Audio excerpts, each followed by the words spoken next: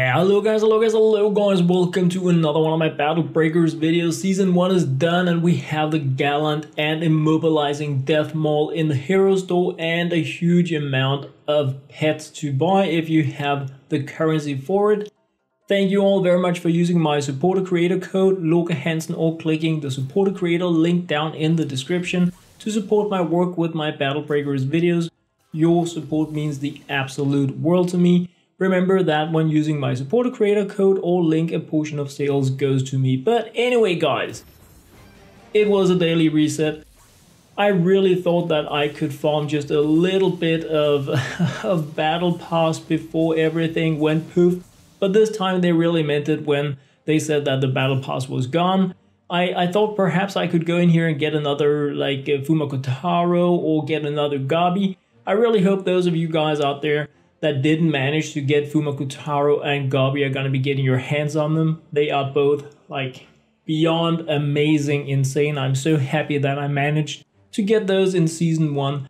So I made it to 680 something I think in the battle pass, so it wasn't as much as what I hoped, but I discovered very late how to properly farm the battle pass, so we're gonna be looking much more into that once we get a new season. But anyways, we have 2 new assassins. These are the Deathmauls. The thing about assassins is that their basic skill allows you to deal true damage, which can be pretty huge because it is supposed to ignore defense. They have amazing tactical perks. It is so crazy what we should be able to do with this. The haste means -1 cooldown. So we're actually able to select a perk now that makes our classes weaker. We get less hit points, but we deal more ability damage and we get a slower cooldown. The amazing thing about these Deathmauls is that we can turn them into any element. So the light element can become fire and water, and the dark element can become fire and nature. So you can really make some crazy things. We have shielding options. We have boosted damage options, we have stunning options, we can do so many different things with this one hero that comes in the dark and light variant. It is I'm pretty hyped about it. I have only played with these prior to the actual game update. In my opinion, the light element one goes fire and the dark element one stays dark element. You can chain stun things with the double tap, with if you have the Immobilizing Deathmaul as your commander, because when you attack you stun things. So if you have minus cooldown ×2 and you just attack, you can just stun lock a boss and just grind it down, which is pretty amazing. The mana cost is pretty low. Things are not working exactly as I want them to based on my gaming prior to the actual game update. So once the game has been updated, once we have the new battle pass, once we have the new season, I hope some of the things that I'm going to be showing you guys in this video are going to be, let's go with updated. The hero's special skill is to double tap, so they're going to deal double damage, deal a lot more damage. Obviously, if you evolve the heroes, you boost up the special skill so that it deals even more damage. And there is a relation to a double stab wound. I'm assuming this is related to the nature one that deals bleeding damage when you damage with that. I haven't tested it out because I made my my light one fire, because we get a crazy attack bonus boost for doing that. And I want to keep my dark element one dark for the stunning. The thing I was most curious about was to see what can we do with these? What does this cooldown, what does this haste mean? How crazy is the reduction? We're getting 10% less hit points. What does it mean if we have 2 heroes with 50% additional special attack damage? So this is 25% and it goes to 50 when you evolve the heroes. So I've been fooling around with these 2 heroes, keeping them at level 120 because I was looking into completely different heroes. I was so not prepared for 2 heroes, but I got them both evolved so that they are 6 stars. The thing that I was the most curious about was to see, can I make Arctic Wolf trick like crazy. He has a 2-turn cooldown on his special skill that will stun everything for 2 turns. So with 2 of the new commanders, I should be getting 2 turns cooldown reduction, but I am only getting 1. So when I use the special on Trick, I should have a 0 cooldown, but I actually have 1.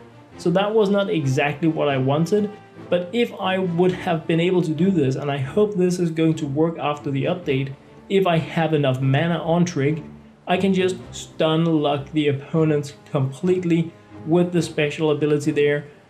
But it could be related to the turn-ending mechanism in the game. That is something that I expect to look into over the next few days, because at glance, a 2-turn cooldown with a 2-turn cooldown reduction should mean that I could just chain do them, but it could be part of how the game design is that you need to have like at least 1 turn's cooldown.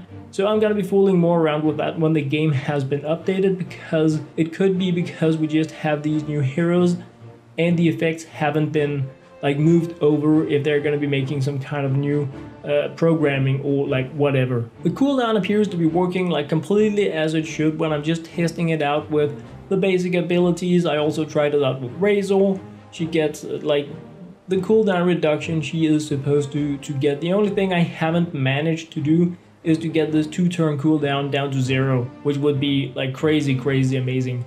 Like I said before, I took my Dark Element 1 and I darkened him even more, if that's even a thing. I evolved him to the 6-star because like the crazy skill he has to just like stun enemies, it's a passive. It is so crazy, it's just a passive.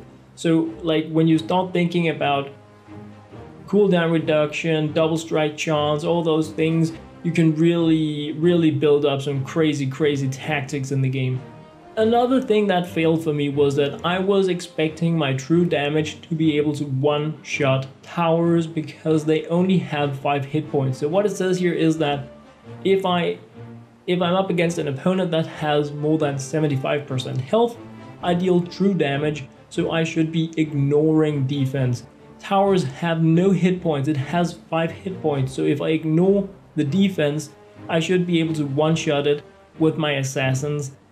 It's not something I've ever fooled around with before because towers are not really an issue. I just wanted to try it out and it wasn't really working out for me with my 2 new assassins.